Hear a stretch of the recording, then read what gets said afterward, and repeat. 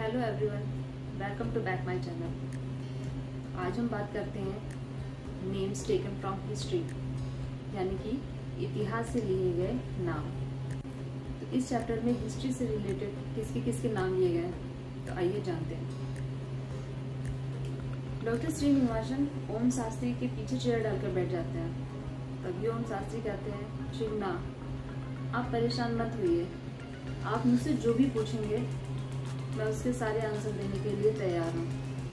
तभी ओम डॉक्टर सहिष्णुता के क्वेश्चन के आंसर देते हैं कि मैं विष्णुगुप्त में चंद्रगुप्त मौर्य को सलाह देता था और दुनिया से असली पहचान छिपाने के लिए मैं ओम शास्त्री बना।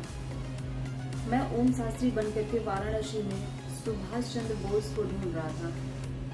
इसमें सुभाष चंद्र बोस को ढूंढने की जब बात करता है तो डॉक्टर सहिष्णुता सॉफ्ट होती है, कहती है क्या कह रहे हो, सुभाष चंद्र बोस को ढूंढ रहे थे, वो तो मर चुके हैं। ओम बड़े ही कॉन्फिडेंस के साथ बोलता है, नहीं वे अभी मरे नहीं हैं, बस एक दूसरे नाम से रह रहे हैं। सरिता कहती है कि तुम ऐसे क्यों कह रहे हो कि वे मरे नहीं है, दूसरे नाम से रह रहे हैं, ऐसा क्यों सोच रहे हो। तब ओम कहता है, मैं ऐसा सोच नहीं रहा हूँ, बल्कि मैं जानता हूँ। डॉक्टर सरिता ने कहा, तुम्हें इस बात पर इतना विश्वास कैसे है। तब ओम शास्त्री ने कहा कि मैं उन्हें महाभारत काल के टाइम से जानता हूँ, वह अश्वत्थामा है। अभिलाष ने पूछा, किस अश्वत्थामा की बात कर रहे हो। तब उन्होंने कहा, द्रोणाचार्य के पुत्र अश्वत्थामा, जो कृष्ण के द्वारा दिए गए श्राप से अमर हैं। सरिता ने कहा, तुम और किसे ढूंढ रहे हो। तब वो कहते कि परशुराम को। वहाँ सभी लोग मौजूद उसे पागल समझ रहे थे, कहते कैसी अजीब अजीब सी बातें कर रहा है जिसका कोई मतलब ही नहीं बनता है। तभी अभिलाष ने कहा, पुनर्जन्म का मामला भी हो सकता है। डॉक्टर सहिष्णुता ने कहा, अच्छा ये बताओ तुमने पहले किन किन नामों का यूज किया है। तब ओम शास्त्री बताते हैं, गोविंद लाल यादव, भैरव सिंह, सुवर्ण प्रताप रेड्डी, बंकिम चंद्र चक्रवर्ती, गुरशील सिंह भुल्लर, विदुर, ओम शास्त्री, हातिम अली मौलवी, प्रोमित दास, विष्णुगुप्त, कबीर, सुशील, जयशंकर प्रसाद, मधुकर राव, अधिरयन। ओम ने ये सारे नाम ऐसे बोले जैसे कि कोई पोयम सुना रहा हो, वो इतने नाम बोल देता है। परिमल बोलता है कि मुझे लगा ही था कि ये 300 साल पहले की बात कर रहा है, क्योंकि विष्णुगुप्त चाणक्य का असली नाम था।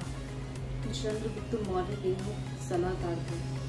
तभी वीरभद्र भागता हुआ अंदर आता है, ओम की तरफ देखकर इशारा करते हुए सबसे कहता है कि उसे कुछ घंटे पहले की बात कैसे पता चल सकती है कि वह कह रहा था कि कुछ घंटे के बाद बारिश होने वाली है, जो कि अब होने लगी, ये कैसे संभव हो सकता है। वहाँ खड़े सभी लोग हैरान हो जाते हैं, उसकी अलग अलग तरीके की बातें सुनकर, उसके हर तरह से क्वेश्चन लोग कर रहे होते हैं। जब उनके आंसर सुनते हैं तो सब सॉफ्ट हो जाते हैं कि क्या कह रहा है, किस टाइम की बातें कर रहा है, कैसे जानता है इन सब चीज़ों के बारे में। डॉक्टर सहिष्णुता ने कहा, यह अभी मेरी समझ में नहीं आता।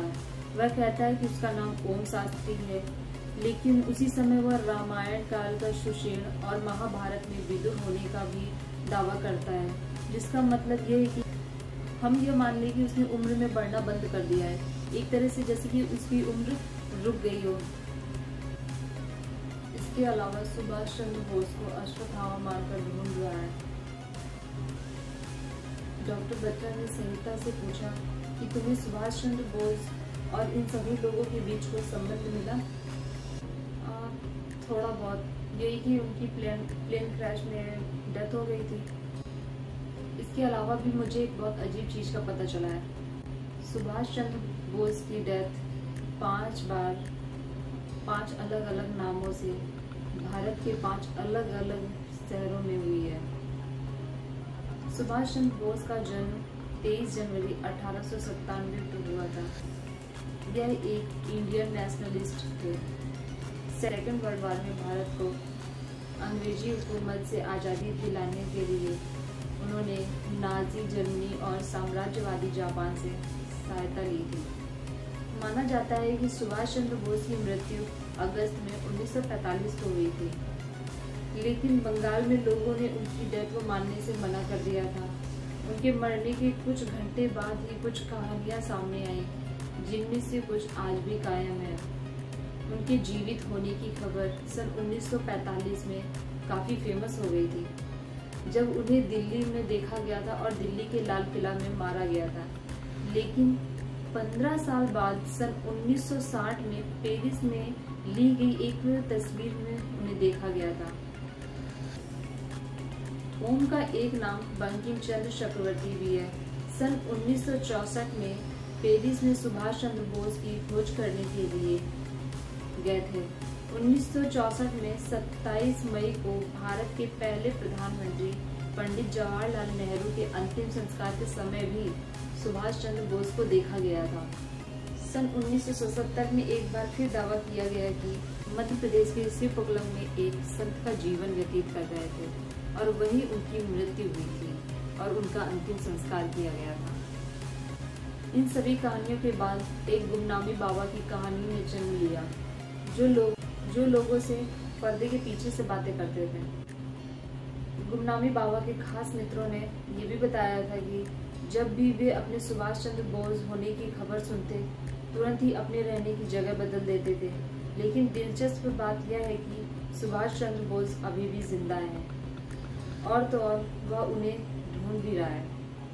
कुछ समय के लिए सब शांत थे, वहाँ जो भी सुन रहे थे सब एकदम से चुप हो गए और सारी बातें सुनने के बाद समझने की कोशिश कर रहे थे, पर कुछ भी समझ नहीं पा रहे थे वो लोग।